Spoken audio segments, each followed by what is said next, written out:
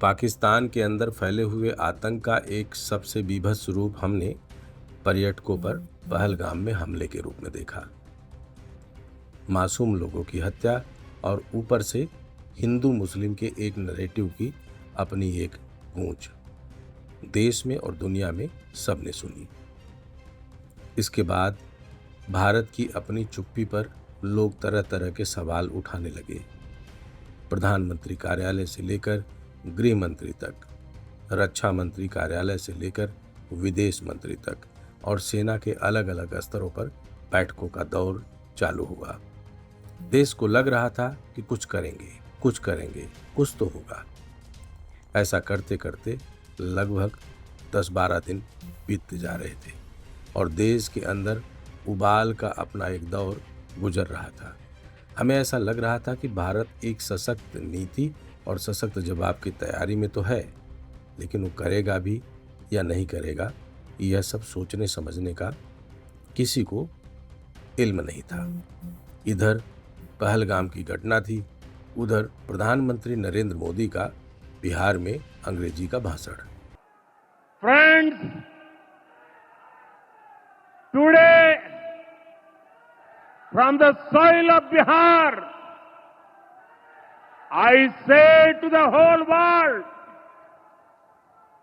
India will identify, track and punish every terrorist and their backers. We will pursue them to the ends of the earth. India's spirit will never be broken by terrorism. Terrorism will not go unpunished. Every effort will be made to ensure that justice is done. The entire nation is firm in this resolve. Everyone who believes in humanity is with us. I thank the people of various countries and their leaders who have stood with us in these times. यह दोनों अपने आप में अलग अलग तरीके से सत्ता सियासत से जुड़े हुए लोगों को अपनी अपनी विवेचना और अपने अपने मंतव्य देने का समय था। सब अपनी अपनी ढपली, अपना अपना राग आलाप रहे थे, लेकिन किसी को यह नहीं पता था कि हमारी सैन्य नीति कुछ अलग रास्ते पर जा रही है। हमारी सेना ने ऑपरेशन सिंदूर चलाया। ऑपरेशन सिंदूर के बाद उपजे माहौल में जब अलग अलग तरीके से 24 घंटे टीवी के सामने बैठकर सिर्फ इसका नज़ारा देखा जा रहा था कि हमारा कौन सा इलाका ब्लैकआउट से गुजर रहा है और किस इलाके में हमारी सुरक्षा व्यवस्था ने कितने ड्रोन मार गिराए हैं, कौन सी मिसाइल दिल्ली के लिए साधी गई थी और सिरसा में ही जिसने दम तोड़ दिया। ऐसे कितने 30 फीट के गड्ढे अमृतसर और अलग अलग जगह बने। फिर पाकिस्तान के अंदर की खबरें, अलग अलग जगह आतंकी ठिकानों के नेस्तनाबूद होने की बातें कि आतंक के ठिकाने नष्ट हो गए। टीवी देखकर ऐसा लग रहा था कि मानो हम लाहौर और कराची पर कब्जा कर चुके हों। ऐसा लग रहा था कि पाकिस्तान अब भारत का अभिन्न अंग हो जाएगा, जिसको हम भारत ऑक्युपाइड पाकिस्तान के रूप में घोषणा कर पाएंगे। यह सब सोच के साथ भारत का हर नागरिक युद्ध के युद्ध घोष के साथ अपने आप को तैयार कर रहा था। चंडीगढ़ में युवा जाकर के डीसी कार्यालय में भर्तियां देने का आवेदन कर रहे थे कि हम वॉलंटियर रूप से सेना के लिए लड़ाई लड़ेंगे। बड़े बड़े बुजुर्ग, फेसबुक पर कोई जगड़जाट टाइप का अलग अलग पोस्ट करने वाला युवा यह साबित कर रहा था कि हम सबको लड़ने का मौका दीजिए, हम पाकिस्तान को तबाह कर देंगे। यह सब माहौल बना था। तभी एक आवाज़ गूंजी, एक ट्वीट आया अमेरिकी राष्ट्रपति ट्रंप का कि हमारे अपने विदेश मंत्री और हमारे अपने साथियों की मदद से हमने सीज फायर करवा दिया गया है। तब तक भारत के किसी आधिकारिक बयान में यह नहीं दिखाया गया था कि पाकिस्तान और भारत के बीच में सीज फायर हो गया है। यह बस मीडिया के उन लोगों के पास बाद में घूमकर उन्हीं के थ्रू सबको देखने को मिला कि अमेरिकी राष्ट्रपति ट्रंप ने दुनिया में इसका उद्घोष कर दिया है कि उन्होंने भारत और पाकिस्तान के बीच होने वाले युद्ध को रोककर एक बड़ी महारत वाला काम किया है। उसी दिन भारतीय समय 5 बजे विदेश मंत्रालय ने यह घोषणा की कि अब युद्ध विराम की स्थिति होगी, जबकि इससे पहले भारत अलग अलग मंचों पर साफ तौर पर करता आ रहा था कि हम युद्ध नहीं लड़ रहे हैं, हम आतंक का सफाया कर रहे हैं। तो सवाल उठना लाजमी था कि जब युद्ध नहीं तो युद्ध विराम कैसा। बहरहाल देश ने युद्ध विराम को दबे मन से मानने की कोशिश की, यह समझने और जानने का प्रयास किया कि आखिर क्यों इस युद्ध विराम की जरूरत थी। लेकिन प्रधानमंत्री मोदी की चुप्पी से सब लोग परेशान थे, खासकर विपक्ष में बैठे वो लोग जो मोदी को अब तक समझने और दुनिया को समझाने का प्रयास कर रहे थे। आलोचनाओं का दौर शुरू होता, तब तक अलग अलग दिशा में हमारे अपने विदेश मंत्री से लेकर सभी तंत्र बात करने में जुटे हुए थे, यह बताने और समझाने में जुटे हुए थे कि पाकिस्तान के आम नागरिकों को उन्होंने नुकसान नहीं पहुंचाया है। अपने सफाई देने का दौर भारत को क्यों महसूस हो रहा था, यह तो राम जाने। यह एक सैन्य नीति और विदेश नीति का हिस्सा है, जिस पे हम सब छोटे मोटे नागरिक अपना ज्ञान बांटने की कोशिश करेंगे तो कुछ अर्थ का अनर्थ ही निकलेगा। तभी टीवी स्क्रीन पर एक घोषणा होती है कि आप शाम को 8 बजे प्रधानमंत्री मोदी देश के नाम संबोधन करेंगे। बस यह 8 बजे वाला समय लोगों के दिमाग में ऐसा बस गया है कि 8 बजे का नाम सुनते ही हमारे भारत के कई लोगों का दिमाग सुन्न हो जाता है, कई के दिल की धड़कनें बढ़ जाती है कि अब प्रधानमंत्री मोदी ऐसा क्या बोलने वाले थे। क्योंकि सीज फायर की घोषणा के बाद पाकिस्तान ने ठीक 3 घंटे बाद भारत के अलग अलग इलाके पर हमले किए, लेकिन वो हमला कुछ बड़े घरानों, कुछ बड़े जर्नलिस्टों के एक्स पर पोस्ट हुआ और उसके बाद टीवी चैनलों में दिखा नहीं, क्योंकि टीवी चैनलों में कुछ और दिख रहा था। सीज फायर की धमक, पाकिस्तान डर गया, बाकी सब डर गए। लेकिन एक अलग सी पीड़ा, अलग सी बात लोगों में थी, क्योंकि भारत के साथ कोई ऐसा देश खुलकर नहीं खड़ा हुआ जो यह बोल सके कि हम हिंदुस्तान के साथ हैं, जबकि पाकिस्तान के साथ अलग अलग तरीके के देशों ने खुल करके न सिर्फ घोषणा की बल्कि उसके इलाके में उतरकर सैन्य साजो सामान भी उपलब्ध कराया, जैसा हमने मीडिया खबरों में ही देखा। चाहे तुर्की हो, चाहे चाइना हो, चाहे अजरबैजान हो, सबका अपना अलग अलग तरीका था। सब अपने अपने तरीके से पाकिस्तान को मदद करने की घोषणा कर रहे थे। तभी एक बात निकल कर आई कि आईएमएफ ने जो फंड दिया पाकिस्तान को, वो ट्रंप के इशारे पर दिया, या यूं कहें ट्रंप ने जैसे मानो दोनों देशों का टेटुआ दबा दिया हो। क्योंकि जिस तरीके से ट्रंप ने अपनी बात रखी कि दोनों देशों को ट्रेड रोकने का धमका कर हमने यह पूरा का पूरा सीज फायर वाला खेल खेला। यह जो ट्रेड रोक कर सीज फायर वाली स्थिति पैदा करने की बात ट्रंप ने बोली, यह मोदी जी के 8 बजे के आने वाले संबोधन से ठीक पहले बोली। यह मामला कुछ ऐसा बना कि मानो ट्रंप ने भारत को जूते मार दिए हों और उन्होंने चाइना के ट्रेड टैरिफ में 30% की घोषणा करके यह बता दिया कि वो वाकई भारत को धो धो कर मार रहा है।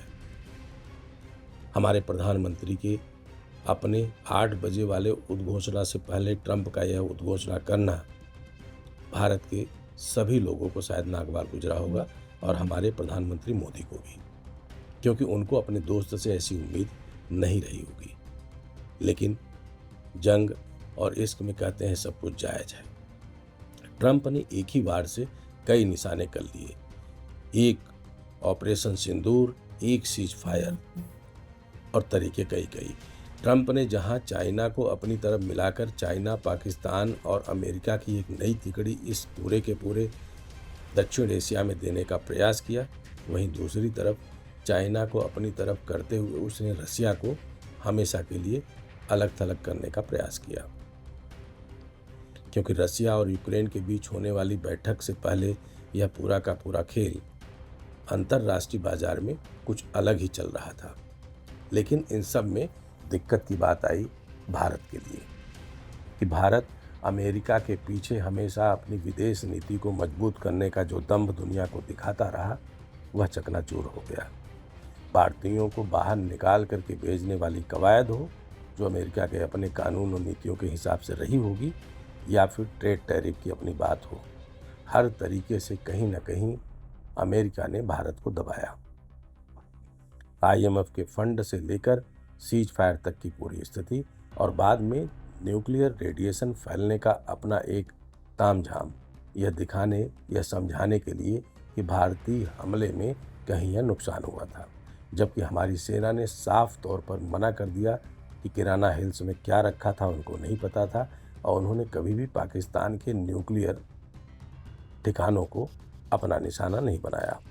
बाद में यह सब अलग अलग सोशल मीडिया पर ज्ञान देने वाले लोगों ने बताना और जताना शुरू किया कि जब कभी भूकंप आता है, भूकंप के समय में ही भारतीय सेना का हमला कहीं न कहीं न्यूक्लियर रेडिएशन के लीक होने वाले मामले की तरफ दिखाया गया। अपुष्ट खबरों में अमेरिका, ग्रीस, इजिप्ट, इन सब के विमानों का उतरकर रेडिएशन रोकने का अपना एक दावा भी अलग अलग एजेंसियां कर रही हैं, जिसकी जानकारी हमें बस इन्हीं एजेंसियों सोशल मीडिया के पेजेस पर है, जिसके बारे में हम ज़्यादा बात नहीं करना चाहते।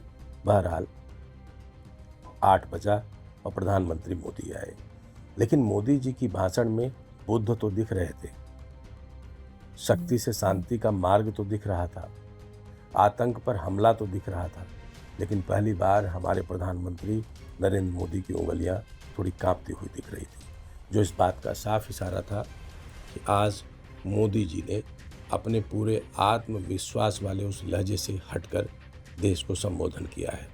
खैर, हमारे प्रधानमंत्री ने अलग अलग तरीके से देश को बचाने, समझाने, सबका साथ, सबका विकास, सबका विश्वास लेने का अपना प्रयास किया।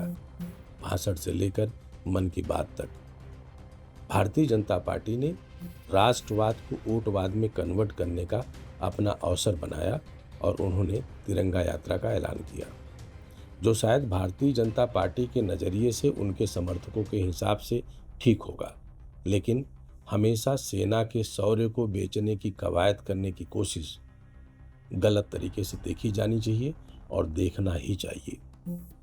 अब तिरंगा यात्रा के नाम पर 13 मई से लेकर 23 मई तक भारतीय जनता पार्टी के कार्यकर्ता अपने आप को राष्ट्रवाद और वोटवाद से जोड़ते हुए बंगाल और बिहार की फतह का रास्ता तय करेंगे।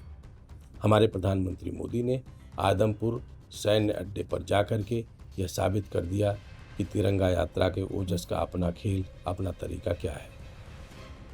भारतीय सैनिकों के सम्मान, हमारी सुरक्षा एजेंसियों के सम्मान का हर तरीका हिंदुस्तान का हर एक व्यक्ति अच्छी तरीके से जानता है, और शायद जब फौजी को अपने सामने देखता है तो ऐसा कोई व्यक्ति होगा, भारत का ऐसा कोई नागरिक होगा जो अपने फौज के किसी भी साथी को देखने के बाद अपने आप को गौरवान्वित न महसूस करे। सेना ने पाकिस्तान में आतंक के ठिकानों पर जो खात्मा किया वो अपनी जगह सेना के शौर्य को दिखाता है, लेकिन सीज फायर की स्थिति के बाद एक टीवी चैनल पर एक रोते हुए पूर्व सेना अधिकारी का वो वीडियो सबको दिखना चाहिए था कि मौका था कि हम पाकिस्तान पर कब्जा कर लेते, लेकिन मीडिया में बलूचिस्तान की अपनी जंग को दिखाकर हम कहीं न कहीं प्रधानमंत्री मोदी को इंदिरा गांधी के बराबर देखने और दिखाने का प्रयास कर रहे हैं। लेकिन वो इंदिरा अलग थी, इंदिरा का दौर अलग था। 1971 की अपनी लड़ाई, अपनी जंग के तरीके और वहाँ की सोच, या यूँ कहें वहाँ के नीति नियंताओं की अपनी तस्वीर शायद अलग रही होगी, तभी बांग्लादेश अस्तित्व में आया होगा। यहाँ पर हमलों को रोकने में हमारी अपनी सैन्य तकनीकी व्यवस्था का अपना एक प्रदर्शन तो हुआ, लेकिन यह चिंताजनक बात भी थी कि मिसाइल सिरसा तक पहुंची कैसे। खैर, इन सब योजनाओं का आकलन हमारी अपनी सेना जरूर कर रही होगी, अपनी सुरक्षा व्यवस्था को और शायद ज़्यादा मजबूत करने की तरफ बढ़े। लेकिन प्रधानमंत्री मोदी के अपनी धमक को शायद सीज फायर के बाद उतना झटका नहीं लगा था जितना ट्रंप की घोषणा के बाद। विदेश मंत्री एस जयशंकर का सबसे बातचीत करना और नतीजा वही टाई टाई फिश वाला निकलना, यह सब लोगों के लिए अब अलग अलग तरीके से चिंता का और सोचने का विषय बन गई है। राजनीतिक पार्टियां विशेष सत्र बुलाकर कहीं न कहीं सरकार को इस पर घोषणे का प्रयास कर रही हैं, लेकिन सरकार और भारतीय जनता पार्टी इस समय एकजुट होकर तिरंगा यात्रा निकालने का काम कर रही है और इस तिरंगा यात्रा का अपना जो तरीका है वो शायद कहीं न कहीं अलग राह पर देश को ले जाता हुआ दिखता है। तो क्या वाकई सत्ता सियासत ने यह तय कर लिया है कि अब वो पूरे देश को इस बार राष्ट्रवाद के इस पूरे के पूरे ऑपरेशन सिंदूर वाले मौके को वोटवाद में भारतीय जनता पार्टी की झोली में डालने का प्रयास करेंगे या फिर कुछ और?